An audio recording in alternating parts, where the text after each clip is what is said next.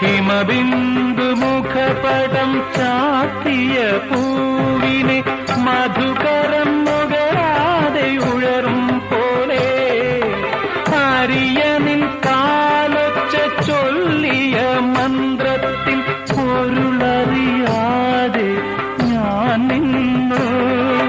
നിഴലുകൾ കളമെഴുതുന്നൊരൻ മുന്നിൽ മറ്റൊരു സന്ധ്യയായി നീ വന്നു.